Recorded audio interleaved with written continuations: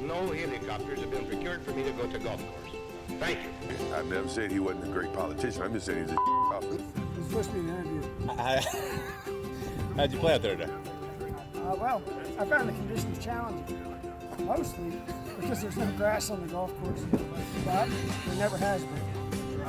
I'm thinking about the swag bag, and I had high hopes for the swag bag. Track. When you got 3 crevices on the green, your course is trashy.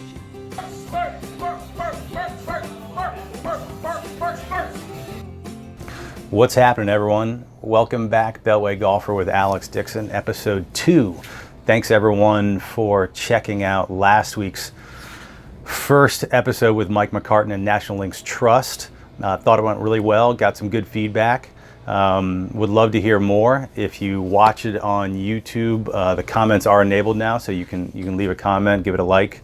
If you listen on iTunes or somewhere else, certainly give us a rating, leave us a review. If it's super negative, shoot me a direct message maybe, and let me know what you think I could do better, or what you like about it.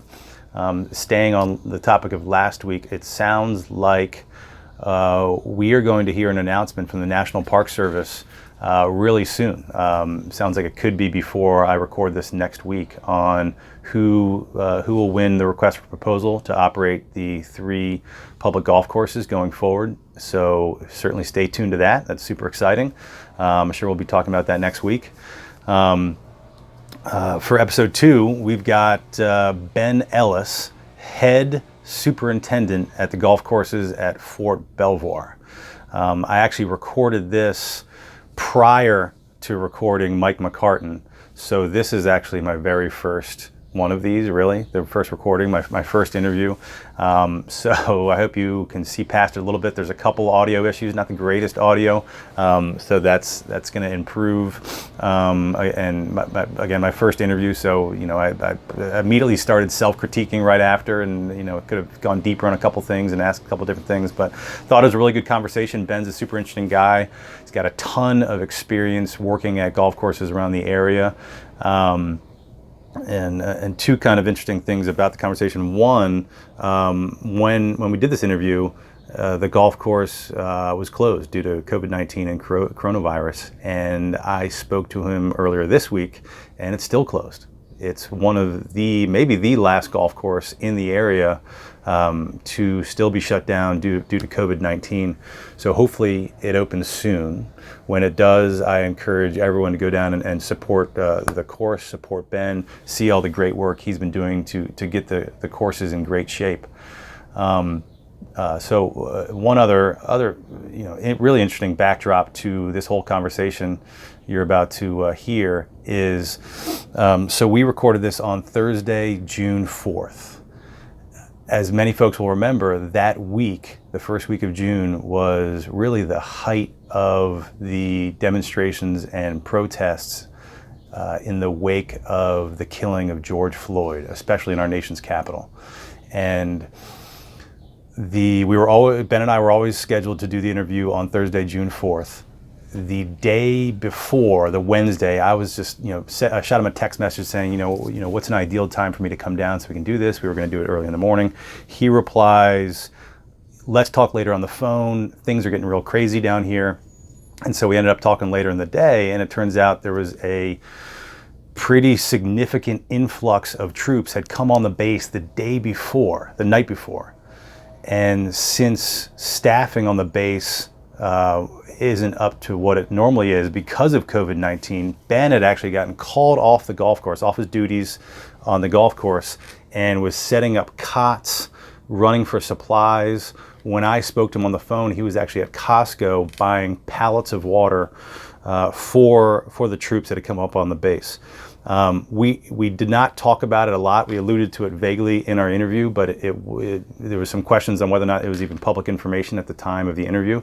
It's public information now. This was the 82nd Airborne, their immediate response battalion, had come up from Fort Bragg, called up by the current administration, and was almost brought into our nation's capital as, essentially as riot control, which, thankfully that did not happen, and, cooler minds prevailed, and The troops were sent back to Fort Bragg a couple days later. But Ben and I went forward with the timing of the interview. I went down the next morning. We had this lighthearted discussion about Fort Belvoir Golf and golf court maintenance. Meanwhile, the 82nd Airborne is right down the road on the base, waiting for orders to go into the city. So pretty interesting backdrop. And again, thankfully that never happened. But here's the interview. Hope you enjoy it. Ben Ellis, Head Superintendent, Fort Belvoir. Enjoy. All right, so Ben, thank you for being one of the first guests on Beltway Golfer.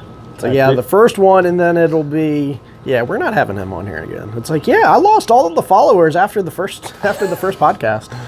No, I think hopefully this will be the first of multiple times, because right now, we're out here at Fort Belvoir. You're the head superintendent at Fort Belvoir, 36 holes, just south of Washington, D.C., and the course is closed.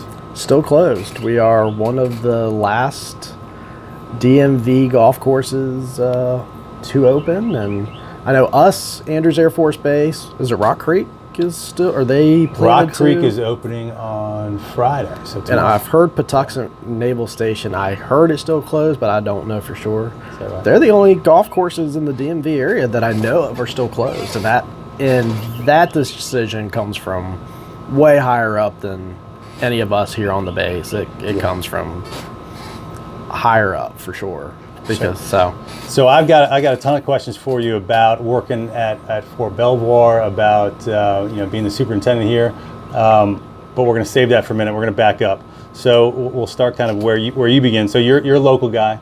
You're from the DMV. I grew up here in Lorton. I went to Hayfield High School, and it was a joke because I would anytime that I would skip school, I was here playing golf. And actually, the golf course employees, they would actually rat me out. They would call my parents up saying, "Yeah, he's skipping school. He's here." And then my mom she one time just laughed and said, "Well, I'd rather him be there and we know where he's at as opposed to doing something else." So Fort Belvoir was your home course? It's my home course. Grew up here. Got my first golf course maintenance job on the ground staff here at Fort Belvoir. And fortunately, I was able to come back several years later and actually be the one in charge. So you went to Penn State, studied turfgrass management.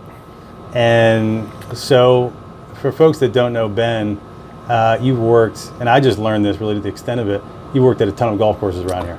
Give us the list of golf courses you worked in the area. So I worked at Fort Belvoir. I worked at Laurel Hill Golf Course. Worked at Dominion Valley Country Club, and then I got the assistant's job at Andrews Air Force Base Golf Course right over in Maryland, and then I took over as the head superintendent there. I left to go over to Paint Branch Golf Course in College Park, Maryland, and then when I was officially told that they would close, I found the job here at Belvoir. So Andrews Air Force Base, you spent the better part of a decade there. Nearly 10 years there. And for most of the time, correct me if I'm wrong, this was during the Obama administration. It was. And he liked to play golf at Andrews. He loved playing out there. That was his home course. He joined out there.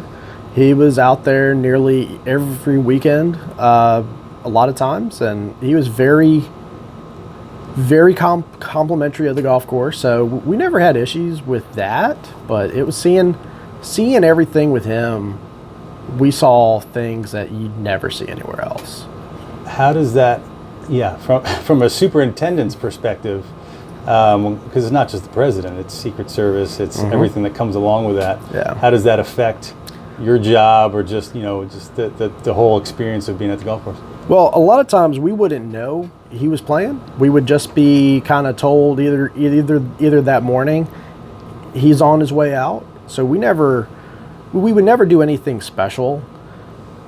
As far as we wouldn't go tailor the golf course just for him or whatever. We never knew when it would happen, and we always tried to keep our best foot forward any day, no matter who was playing. So So for us to go do that, you know, the only issues that we ever had were if we wanted to leave a lot of the times, we would have to make sure that we were gone out of our lot at the maintenance shop prior to any of the motorcade arriving, because once the motorcade is on their way, they start shutting off roads so that they have the full access. And how much notice would you get for that?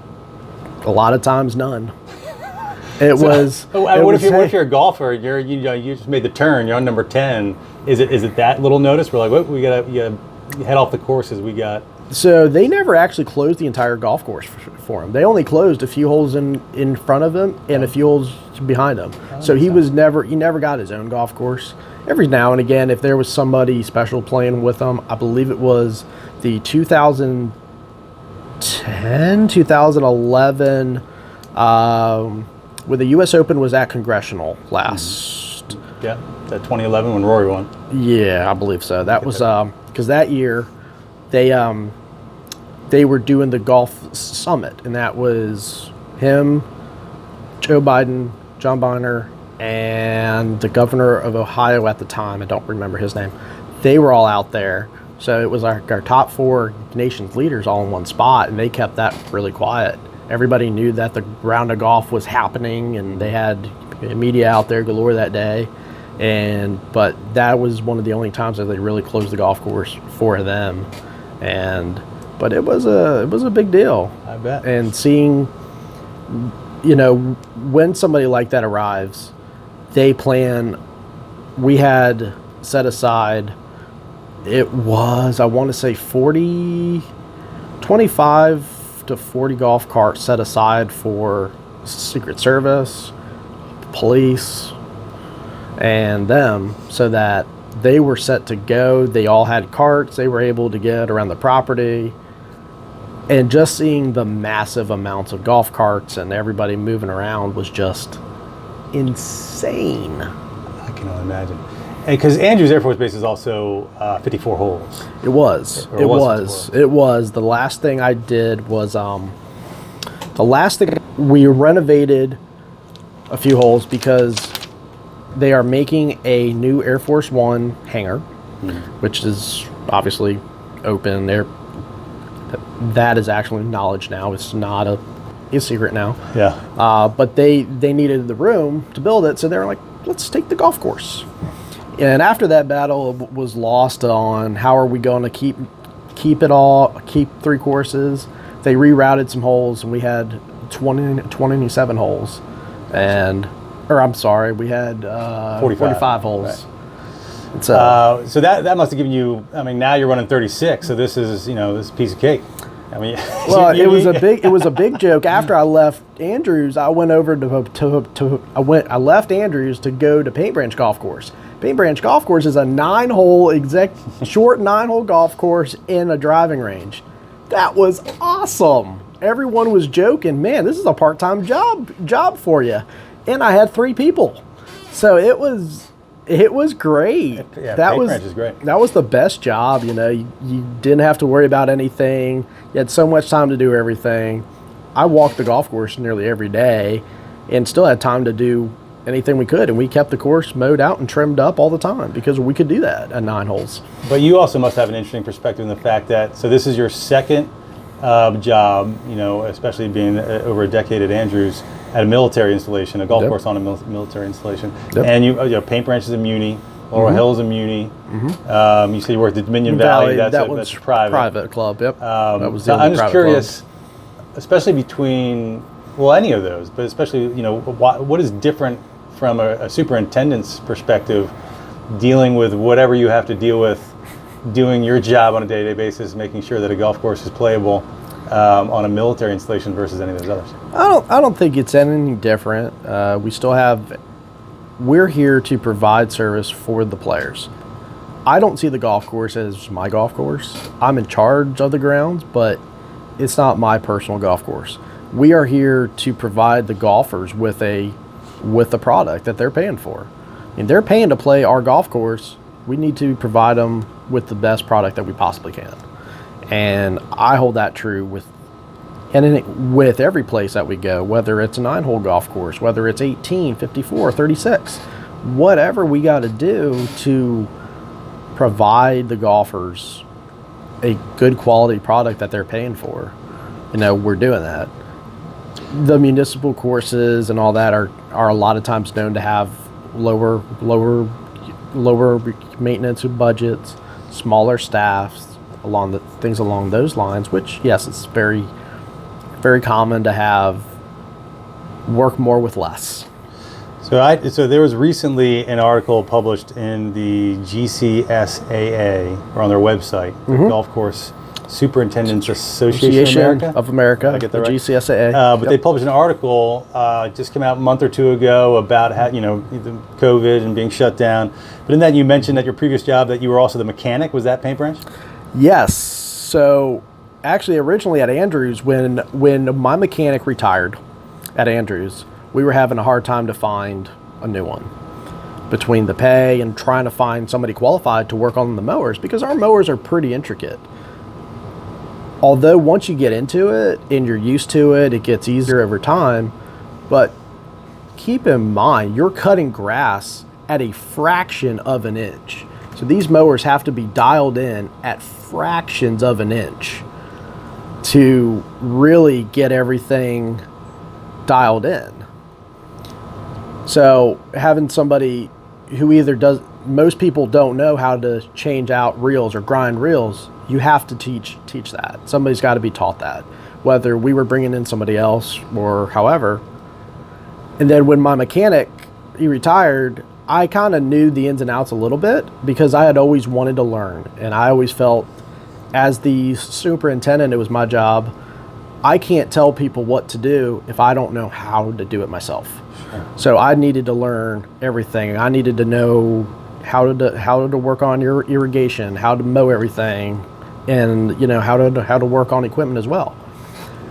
I was thrown into that aspect of it. It was very tough, and we had to get thrown in real quick. Then when I got to Paint Branch, it was basically me and Sean, who was the assistant there at the time, and Sean could work on things very well. But between me and him, anything I didn't know, he knew, and anything I didn't know, he knew, and it was a very good back and forth. So everything kept being fixed, and so when COVID happened, when we began to get shut down, I spent several weeks at Fort Belvoir by myself, completely the only one on the property, nobody else here.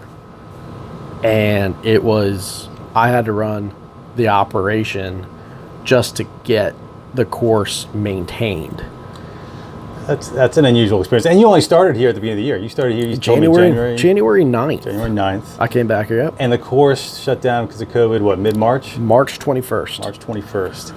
And so you were by yourself every day? I was by myself mowing for about 2 or 3 weeks, completely by myself, the only one here. I'd show up here, I'd make coffee, check emails, and then it's like, okay, I'll go hop on a mower. I mowed the greens on one golf course one day. I went out spraying or something after that. The following day, I'd mow the other golf course. I tell you what, I mean, that's compared to what a lot of people were doing around this country for those few weeks, having 36 holes and 350 acres to yourself. That's not too bad. It was very quiet. It was headphones went on and I was in my own world. So the days went by pretty quickly and I really didn't mind being alone. We never really trimmed up a lot of the detailed stuff, but we were able to still operate.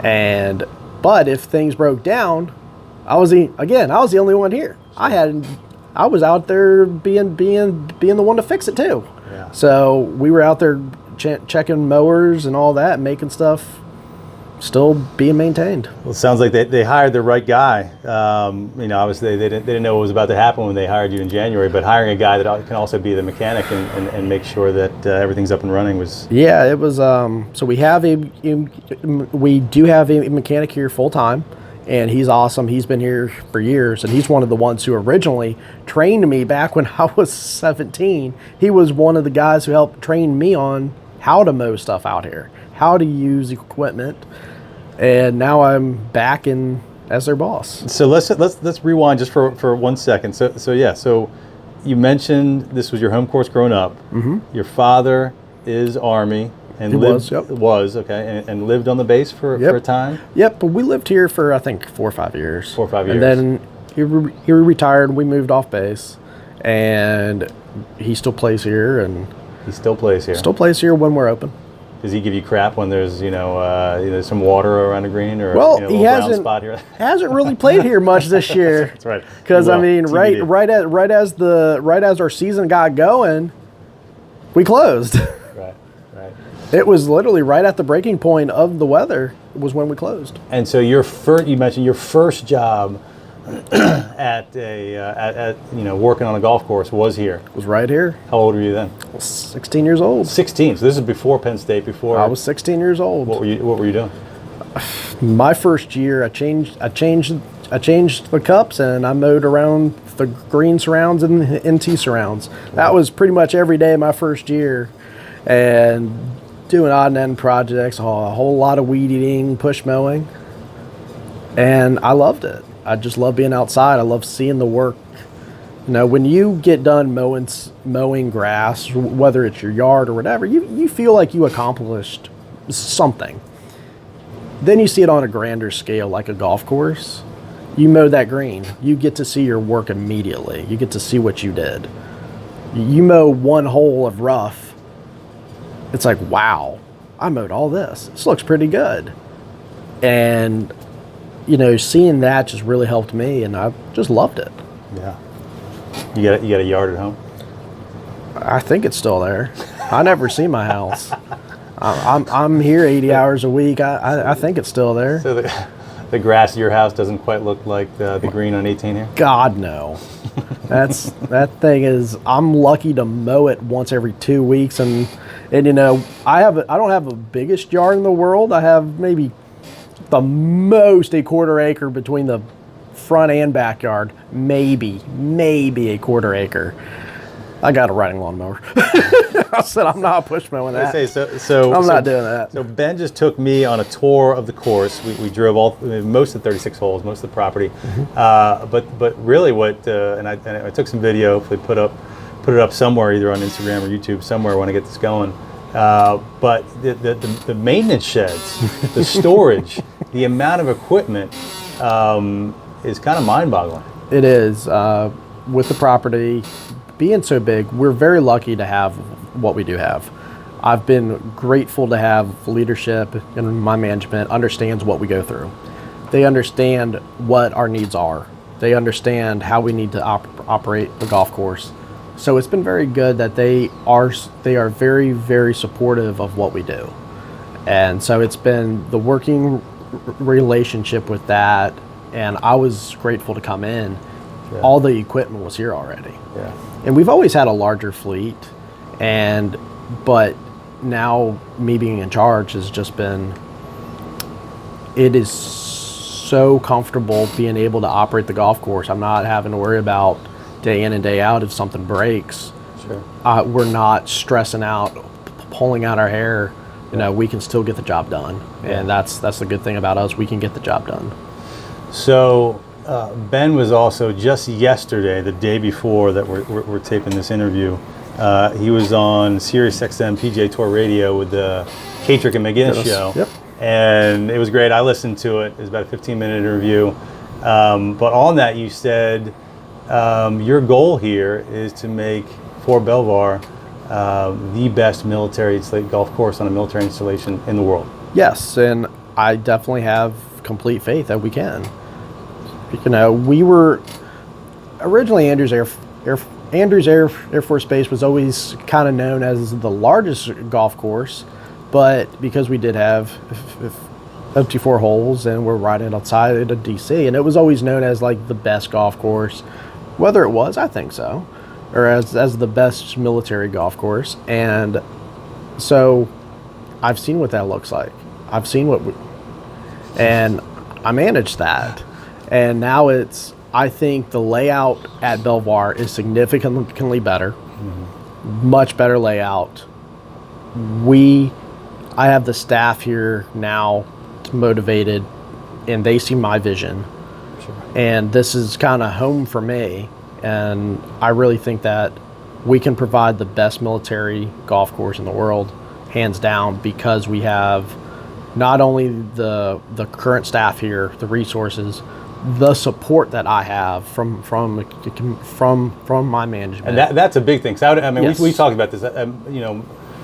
Golf courses on military installations is very common. They're everywhere, but they're not. I wouldn't necessarily say they're considered to be top-notch golf courses around, and that's largely because they've got larger priorities on most bases than necessarily a golf course. But you have the support and the resources here to perhaps make that happen. The support that I have from my management is awesome, and keep in mind we are in the EC area, so a lot of the people playing here are retired military who served for years and years and years. Don't you want to provide, or at least I do, I want to provide the best golf course experience that I can for the guys who did a lot for us. We have so many Vietnam veterans here. We have several World War II veterans who were here. We got guys who we do a major, we work very closely with like Links to Freedom, to their group. Okay. And so groups along those lines who come out, wounded warriors, things like that, this is a big part of that, and they need a home to have those programs. Sure. And for us being military, it just blends in, it just fits. Yeah. And definitely I think it's our job, it's the duty that we have to provide the best golf course that we can. And I think they deserve the best that we can at least give them, because that's great. They've gone through some crap, and let's at least have green grass to grow for them. Yeah. But that being said, this golf course is funded on non-appropriated funds. Correct. No taxpayer dollars. No taxpayer dollars. While it's part of a larger budget for MWR, morale, welfare, and recreation. Yep. I got there. Okay. Mm-hmm. So greens fees are still necessary. So this is open to the public. It is. Civilians can play. I kind of asked you a question earlier, but I'm kind of curious. After people listen to this, I imagine most people around here know this is open to the public, but I bet you everybody doesn't. Not everybody does, and because we're on the post and we're on base, and so you still have to go through our main gate to get on and actually get a pass, which I think you did at the time, because which the process wasn't too bad, was it? No, you go in and show your license, and they let you. They made me open my doors, made sure I didn't have anything nefarious, and I was through in 5 minutes. Yeah, so getting that through. Once you're through, you're at the golf course, and we do offer tee times, I believe, on Golf Now once we're open again, because at the moment we're still closed, and normally we do corporate outings, events, and we are here for all, but military is just a large part of what we do. Sure. But we still need income. We need revenue too, because we still have to pay our workers. And speaking of certainly the military aspect of it, and we'll keep this a little bit vague, since details aren't necessarily able to be shared. But sometimes there's other duties that are called. Yes. We were scheduled to do this on a Tuesday, or we were talking about doing this on Tuesday. This is a Thursday morning. And yesterday, I get a text from Ben that says things may have changed. We've got some military personnel on the base. It's not uncommon for us to, hey, you're at the course 1 minute. Oh, hey, I need all your staff here. Okay. And most of the time, I'm not told why. I'm just told show up. And it could be, you name it. Moving chairs is one thing, or adding stuff here, bringing food over to this. But it's like, all right, whatever. We're a team here. We are a team, and we work as a good group, and that's one thing. But you never know, especially here, you never know what you're getting into. I mean, ideally, I get hired to work on the golf course. That's my main job, but you never know what'll happen. Sure. So There's some potential it's, duties that you wouldn't find at Paint It's Branch. that. It's that. So it's always that last line in every job that says other duties as assigned. That they make sure that that's in every job description that we offer. Other duties as assigned. Right. So it's you never know what you're going to get into. Well, the course looks fantastic. It's in great shape. I encourage everybody to play it once you guys open. Hopefully that happens soon. So we had a couple messages not too long ago. There, you're a bit of a stick as well. You posted a pretty decent score down at Pinehurst at an event there. I had a great caddy. Normally I can read greens pretty well, but down there for some reason I could not read number two's greens. I couldn't read them. The caddy I had, who was fantastic, he's like, aim it here. Okay. And I just made a lot of putts that day. And I think I've seen on one of your posts, you play in some tournaments with Hickories? I do. Hickory golf is one of my big passions. I grew up in the modern era. I'm only 33, I think. I'm like, how old am I? I gotta think about that. Every day of mine, it runs as a whole. So, I'm like, how old am I again? Just my wife has to tell me. And in the modern era of this, I can get clubs that can do whatever I want. I can tailor all these clubs. And even on the golf course end, I can mow everything I want. I can fertilize all I want. I can add water all I want. Well, what do we used to do? And that stuff interests me more is, what did we used to do? Hickory clubs. I love playing with, the original hickory shafted clubs, even though that my clubs are actually replicas. Actually, I won't say all of them. Some of them are, the irons are, because I do have a much quicker swing speed. But, and the shafts on them have actually been remade. But the heads are still 100-year-old shafts, or heads. They're 100-year-old heads, and they're still good golf clubs to play. And people still play with them. There's groups out there that still play with them. And you got the Golf Heritage Society, a society of Hickory golfers. Right, yeah. So there's a lot of guys out there who still play with all these antique clubs and, really into the golf history. Yeah, I have not done it yet. I love to do it. I need to play around with some old hickories. I'm staring at your book collection here as well. So we're in your office.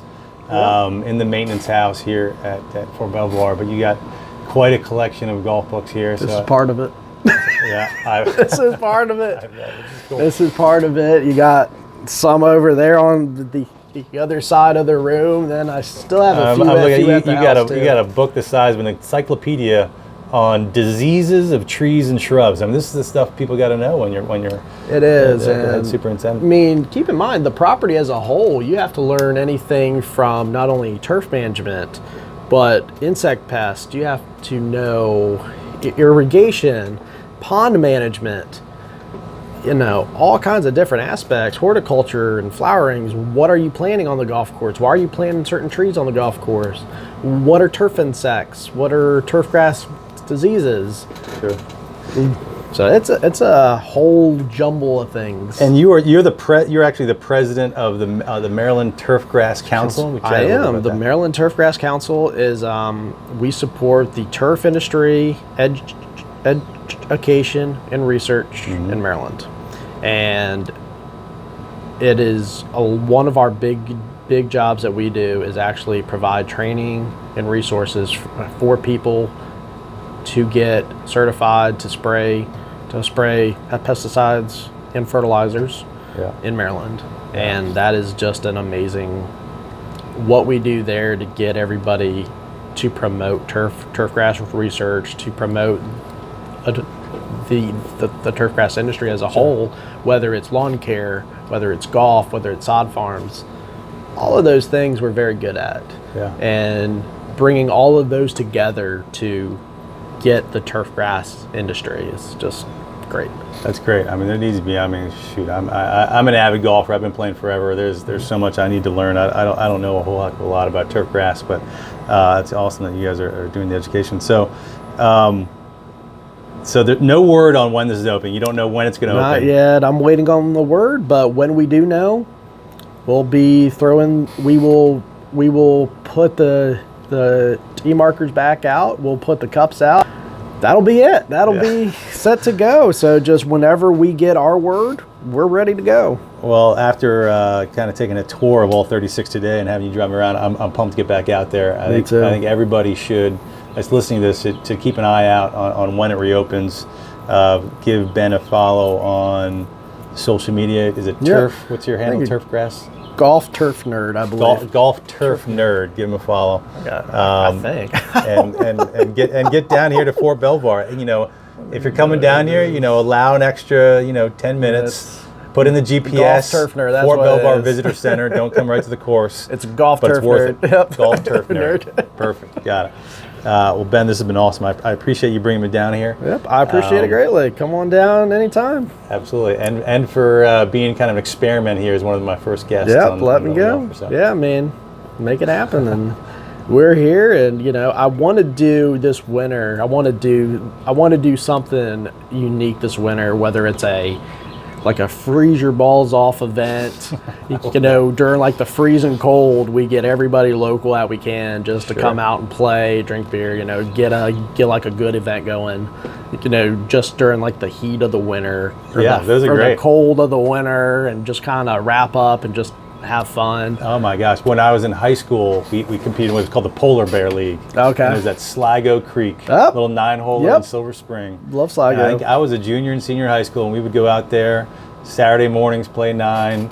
You hit a thin 5-iron that would roll 260 yards because the fairways were frozen. So that's a great idea. I love that stuff, and we're here to play golf, and although as nice as it is maintaining a golf course without players, I want to encourage the game of golf, because keep in mind, I need a job still. I want people to come play golf, because without golfers, I don't have a job. Right.